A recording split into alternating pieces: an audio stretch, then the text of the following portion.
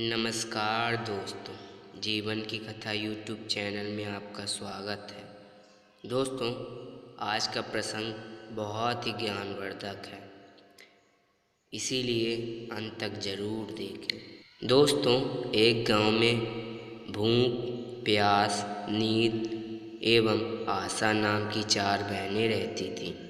एक बार चारों बहनों में लड़ाई हो गई। भूख ने कहा, मैं बड़ी हूँ। प्यास ने कहा, मैं बड़ी हूँ।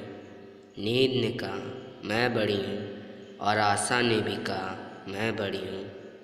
चारों इसी विवाद को लेकर गांव के राजा के पास जा पहुँची। एक ने कहा, मैं बड़ी हूँ। तब तीनों ने एक साथ कहा, मैं बड़ी हूँ। राजा ने यह सुनकर बोला कि भूख, तुम बताओ, तुम कैसे बड़ी हो?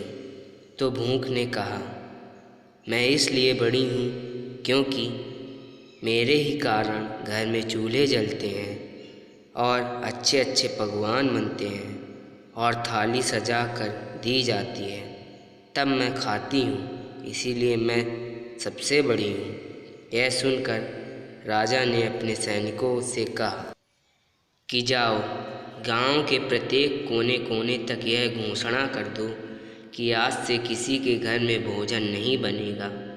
फिर देखते हैं, जब भूख को भूख लगेगी तो वह क्या करेगी। पूरा दिन बीत गया, पूरी रात बीत गई। जब सुबह हुई तो भूख को भूख सताने लगी, तो वह इधर उधर भोजन की तलाश करने लगी। जब उसे कुछ नहीं मिला, तब वह भूख के कारण घर में पड़ी बासी रोटियों को खाने लगी। प्यास यह सब देख रही थी। वह तुरंत राजा के पास गई और बोली, हे राजन, भूख हार गई। वह घर में पड़ी बासी रोटियों को खा रही है। देखिए, मैं सबसे बड़ी हूँ। राजा ने कहा, तुम बताओ, कैसे बड़ी हो? प्यास ने कहा, मैं बड़ी हूँ क्योंकि मेरे ही कारण लोग कुएं खुदवाते हैं, तालाब बनवाते हैं एवं बर्तनों में पानी का संचय करते हैं, और जब किसी पात्र में भरकर मुझे पानी देते हैं तभी मैं पीती हूँ, इसीलिए मैं बड़ी हूँ। यह सुनकर राजा ने अपने सैनिकों को आदेश देते हुए कहा कि जाओ, पूरे राज्य में यह घोषणा कर दो कि कोई भी कुआं न खुदवाए और कोई भी बर्तनों में पानी ना भरे।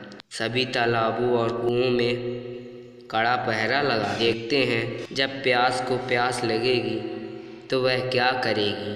पूरा दिन बीत गया, रात भी बीत गई। जब दूसरे दिन प्यास को प्यास सताने लगी, तब वह इधर उधर भटकने लगी। उसे जब कहीं भी पानी पीने को नहीं मिला तो वह मजबूर होकर नाली का पानी पीने लगी।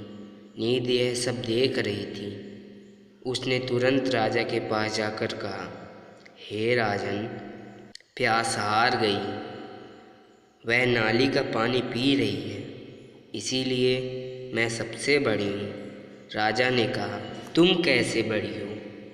तो नींद ने कहा, मैं इसीलिए बड़ी हूँ क्योंकि मेरे ही कारण लोग पलंग बनवाते हैं, बिस्तर लगाते हैं। जब मुझे बिस्तर लगा कर देते हैं तब मैं सोती हूँ, नहीं तो मैं नहीं सोती। राजा ने अपने सैनिकों को आदेश देते हुए कहा कि पूरे गांव में घोषणा कर दो कि कोई भी पलंग न बिछाए, उसमें बिस्तर न डलवाए। नींद को जब नींद आएगी तो देखते हैं कि वह क्या करेगी, कहाँ जाएगी। पूरा दिन बीत गया, आधी रात बीत गई, तो नींद को नींद आने लगी, तो इधर उधर बिस्तर खोजने लगी। जब बिस्तर नहीं मिला तो वह मजबूर होकर रास्ते पर ही सो गई। आशा यह सब देख रही थी। उसने भी तुरंत जाकर राजा से कहा, हे राजन, नींद भी हार गई, वह रास्ते पर ही सो गई, इसीलिए बड़ी तो मैं ही हूँ। राजा ने दोबारा कहा, तुम कैसे बड़ी हो? आशा ने कहा, मैं इसलिए बड़ी हूँ क्योंकि लोग मेरे कारण काम करते हैं, नौकरी मजदूरी करते हैं, परेशानियों को उठाते हैं, लेकिन आशा के दीप को बुझने नहीं देते। राजा ने यह सुनकर अपने सैनिकों को आदेश दिया कि पूरे गांव में घोषणा कर दो कि कोई भी नौकरी ना करे, कोई मेहनत मजदूरी ना करे, कोई भी काम ना करे, कोई भी आशा का दीप ना जलाए। आशा को जब आस जगेगी तब देखते हैं कहाँ जाएगी। पूरा दिन बीत गया, आधी रात बीत गई। जब आशा को आस जगी तो वह इधर उधर गई, लेकिन चारों तरफ सन्नाटा था। सिर्फ एक कुम्हार टिमटिमाते हुए दीपक के पास काम कर रहा था। वह वहां जाकर रुक गई। कुम्हार ने देखा उसका सोने का दीपक, सोने की बाती और सोने का महल बन गया। दोस्तों, जिस प्रकार कुम्हार की आशा पूरी हुई, उसी प्रकार आप लोगों की आशा पूरी होगी। आप लोग भी आशा की दीप प्रज्वलित कर्म को करते रहिए। दोस्तों, आशा करते हैं यह कहानी आपको अच्छी लगी होगी और इस कहानी से आपने बहुत सीखा भी होगा।